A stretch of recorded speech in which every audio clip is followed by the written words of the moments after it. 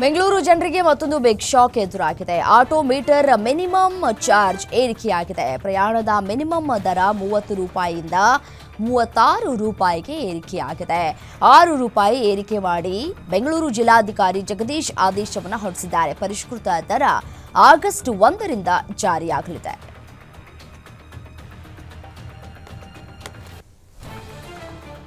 ಸರ್ಕಾರದ ಉಚಿತ ಗ್ಯಾರಂಟಿ ಯೋಜನೆಗಳ ಪೈಕಿ ಅತ್ಯಂತ ಯಶಸ್ವಿ ಯೋಜನೆಯಾಗಿ ಶಕ್ತಿ ಯೋಜನೆ ಹೊರಹೊಮ್ಮಿದೆ. ಸದ್ಯ ಈ ಶಕ್ತಿ ಯೋಜನೆಯಡಿ ಈಗಾಗಲೇ 500 ಕೋಟಿ ಪ್ರಯಾಣಿಕರು ಪ್ರಯಾಣಿಸಿದ್ದಾರೆ.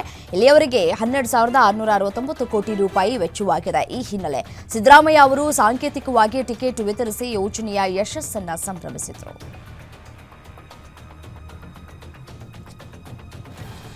ಕೇಂದ್ರ ಸರ್ಕಾರವು ನ್ಯಾಯಮೂರ್ತಿ ವಿಭು ಬಕ್ರೂ ಅವರನ್ನ ಕರ್ನಾಟಕ ಹೈಕೋರ್ಟ್ನ ನೂತನ ಮುಖ್ಯ ನ್ಯಾಯಮೂರ್ತಿಯಾಗಿ ನೇಮಿಸಿದೆ. ಇವರ ಜೊತೆ ಮಧ್ಯಪ್ರದೇಶ, ಜಾರ್ಖಂಡ್, ಗುವಾಹಟಿ ಮತ್ತು ಪಟನಾ ಹೈಕೋರ್ಟ್ಗಳಿಗೂ ಹೊಸ ಮುಖ್ಯ ನ್ಯಾಯಮೂರ್ತಿಗಳನ್ನು ನೇಮಿಸಲಾಗಿದೆ. ನ್ಯಾಯಮೂರ್ತಿಗಳ ನೇಮಕಕ್ಕೆ ಭಾರತದ ಮುಖ್ಯ ನ್ಯಾಯಮೂರ್ತಿಗಳ ಕೊಲಿಜಿಯಂ ಶಿಫಾರಸು ಮಾಡಿದ್ದು ರಾಷ್ಟ್ರಪತಿಗಳು ಅಂಕಿತವನ್ನು ಹಾಕಿದ್ದಾರೆ.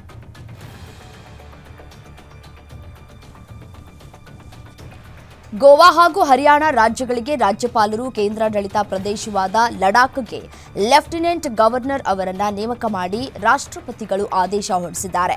ಆಶಿಮ್ ಕುಮಾರ್ ಘೋಷ್ ಅವರನ್ನ ಹರಿಯಾಣ ರಾಜ್ಯಪಾಲರಾಗಿ, ಅಶೋಕ್ ಗಜಪತಿ ರಾಜುರನ್ನ ಗೋವಾ ರಾಜ್ಯದ ರಾಜ್ಯಪಾಲರಾಗಿ, ಕವೀಂದರ್ ಗುಪ್ತಾರನ್ನ ಕೇಂದ್ರಾಡಳಿತ ಪ್ರದೇಶವಾದ ಲಡಾಖ್ನ ಹೊಸ ಲೆಫ್ಟಿನೆಂಟ್ ಗವರ್ನರ್ ಆಗಿ ನೇಮಕ ಮಾಡಿ ರಾಷ್ಟ್ರಪತಿಗಳು ಆದೇಶಿಸಿದ್ದಾರೆ.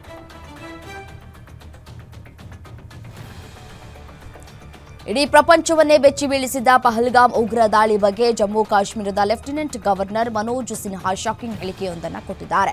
ದಾಳಿಯು ನಿಸ್ಸಂದೇಹವಾಗಿ ಭದ್ರತಾ ವೈಫಲ್ಯವಾಗಿತ್ತು. ದಾಳಿಯ ಸಂಪೂರ್ಣ ಹೊಣೆಯನ್ನ ತಾನೇ ವಹಿಸಿಕೊಳ್ತೇನೆ ಅಂತ ಹೇಳಿದ್ದಾರೆ. ಜಮ್ಮು ಕಾಶ್ಮೀರದ ಲೆಫ್ಟಿನೆಂಟ್ ಗವರ್ನರ್ ಆಗಿ 5 ವರ್ಷ ಪೂರ್ಣಗೊಳಿಸ್ತಾ ಇರುವ ಮನೋಜ್ ಸಿನ್ಹಾ ಅವರು ಪಹಲ್ಗಾಮ್ ದಾಳಿ ಬಗ್ಗೆ ಈ ರೀತಿ ಪ್ರತಿಕ್ರಿಯೆಯನ್ನು ಕೊಟ್ಟಿದ್ದಾರೆ.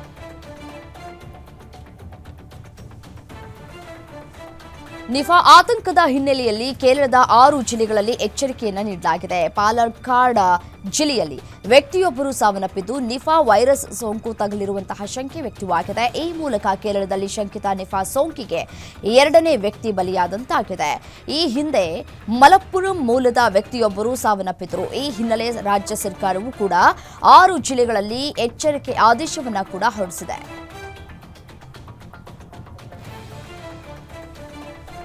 ಬಾಲಿವುಡ್ ಹಾಗೂ ಹರಿಯಾಣ ಭಾಷೆಯಲ್ಲಿ ಖ್ಯಾತಿ ಪಡೆದಂತಹ ಗಾಯಕ ರ್ಯಾಪರ್ ರಾಹುಲ್ ಫಜೀಲ್ ಫುರಿಯಾ ಮೇಲೆ ಗುಂಡಿನ ದಾಳಿ ನಡೆದಿದೆ. ಗುರುಗ್ರಾಮದ ಸದರ್ನ ಫೆರಿಫೆರಲ್ ರಸ್ತೆಯ ಬಾದ್ಶಾಪುರ ಬಳಿ ಈ ಒಂದು ಘಟನೆ ನಡೆದಿದೆ ಅಂತ ಹೇಳಲಾಗ್ತಾ ಇದೆ. ಕಾರಿನಲ್ಲಿ ಬಂದಂತಹ ಅಪರಿಚಿತ ದುಷ್ಕರ್ಮಿಗಳು ಗಾಯಕನ ಮೇಲೆ ಗುಂಡಿನ ದಾಳಿ ನಡೆಸಿದ್ದಾರೆ. ಆದರೆ ಅದೃಷ್ಟವಶಾತ್ ರಾಹುಲ್ ಅಪಾಯದಿಂದ ಪಾರಾಗಿದ್ದಾರೆ.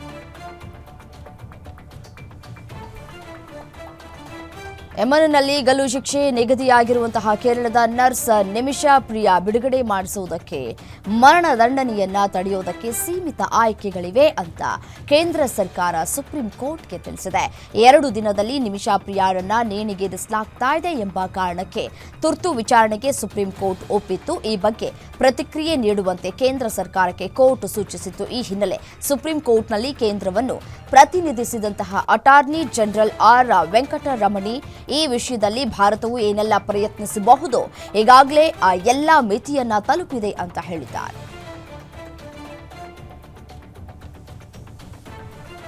ಚಾಲಕನ ನಿಯಂತ್ರಣ ತಪ್ಪಿದ ಪರಿಣಾಮ ಟ್ರಕ್ ಪಲ್ಟಿಯಾಗಿ 9 ಕಾರ್ಮಿಕರು ಸಾವನ್ನಪ್ಪಿದ್ದು 10 ಮಂದಿ ಗಂಭೀರವಾಗಿ ಗಾಯಗೊಂಡಿದ್ದಾರೆ. ಈ ಘಟನೆ ಆಂಧ್ರಪ್ರದೇಶದ ಅನ್ನಮಯ್ಯ ಜಿಲ್ಲೆಯಲ್ಲಿ ನಡೆದಿದೆ. ವಾಹನವು ಬೆಟ್ಟವನ್ನು ಹತ್ತುತ್ತಾ ಇದ್ದಾಗ ಸಮತೋಲನ ತಪ್ಪಿ ಪಲ್ಟಿಯಾಗಿದೆ. ಅಪಘಾತದಲ್ಲಿ 9 ಕಾರ್ಮಿಕರು ಪ್ರಾಣವನ್ನು ಕಳೆದುಕೊಂಡು 10 ಜನರು ಗಾಯಗೊಂಡಿದ್ದಾರೆ.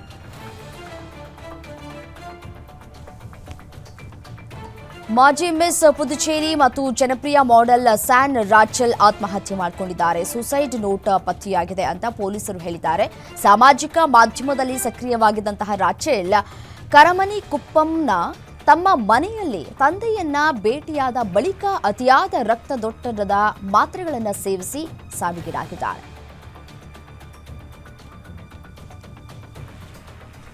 ಕೇರಳದ ವಿಶ್ವವಿಖ್ಯಾತ ತಿರುವನಂತಪುರಂನಲ್ಲಿ ಇರುವಂತಹ ಶ್ರೀ ಪದ್ಮನಾಭ ಸ್ವಾಮಿ ದೇವಸ್ಥಾನದಲ್ಲಿ ಭಾರೀ ಅವಘಡವೊಂದು ಸ್ವಲ್ಪದರಲ್ಲೇ ತಪ್ಪಿದೆ. ಪೊಲೀಸ್ ಅಧಿಕಾರಿಯೊಬ್ಬರು ತಮ್ಮ ಗನ್ ಸ್ವಚ್ಛಗೊಳಿಸ್ತಾ ಇದ್ದಾಗ ಅವರ ರೈಫಲ್ನಿಂದ ಆಕಸ್ಮಿಕವಾಗಿ ಗುಂಡು ಹಾರಿ ಸ್ಫೋಟಗೊಂಡಿದೆ. ಅದೃಷ್ಟವಶಾತ್ ಘಟನೆಯಲ್ಲಿ ಯಾರಿಗೂ ಗಾಯಗಳಾಗಿಲ್ಲ. ಗುಂಡಿನ ಹಠಾತ್ ಶಬ್ದವು ಭದ್ರತಾ ಸಿಬ್ಬಂದಿ ಮತ್ತು ಅಲ್ಲಿದ್ದ ಇತರರಲ್ಲಿ ಸ್ವಲ್ಪ ಸಮಯದವರೆಗೆ ಭಯವನ್ನ ಉಂಟು ಮಾಡಿತ್ತು. ಆದಾಗ್ಯೂ ಪರಿಸ್ಥಿತಿಯನ್ನ ತ್ವರಿತವಾಗಿ ನಿಯಂತ್ರಣಕ್ಕೆ ತೆಗೆದುಕೊಂಡು ಬರಲಾಗಿದೆ.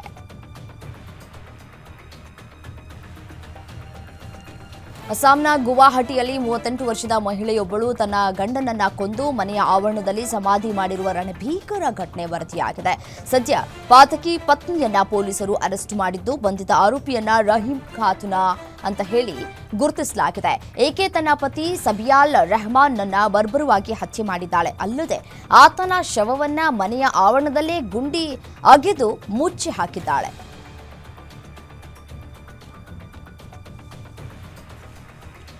7 ದಿನಗಳ ಹಿಂದೆ ಕಾಣೆಯಾಗಿದ್ದ ದೆಹಲಿ ವಿಶ್ವವಿದ್ಯಾಲಯದ 19 ವರ್ಷದ ವಿದ್ಯಾರ್ಥಿನಿ ಸ್ನೇಹಾ ದೇವ್ನಾಥ್ ಯಮುನಾ ನದಿಯಲ್ಲಿ ಶವವಾಗಿ ಪತ್ತೆಯಾಗಿದ್ದಾಳೆ ಅಂತ ಹೇಳಿ ಪೊಲೀಸರು ತಿಳಿಸಿದ್ದಾರೆ. ಜುಲೈ 7ರಂದು ಉತ್ತರ ದೆಹಲಿಯ ಸಿಗ್ನೇಚರ್ ಬ್ರಿಡ್ಜ್ಗೆ ಕ್ಯಾಬ್ನಲ್ಲಿ ತೆರಳಿದ್ಲು. ಆಗಿನಿಂದ ಆಕೆಯ ಸುಳಿವು ಇರಲಿಲ್ಲ. ಇದರಿಂದ ಗಾಬರಿಯಾಗಿದ್ದಂತಹ ಆಕೆಯ ಕುಟುಂಬದವರು ಹುಡುಕಾಟವನ್ನು ನಡೆಸಿದ್ರು. ಇದೀಗ ತ್ರಿಪುರಾ ನಿವಾಸಿಯಾದಂತಹ ಸ್ನೇಹ ಶವವನ್ನ ಕುಟುಂಬಸ್ಥರು ಗುರುತಿಸಿದ್ದು, ಶವವನ್ನ ಮರಣೋತ್ತರ ಪರೀಕ್ಷೆಗೆ ಕಳುಹಿಸಲಾಗಿದೆ.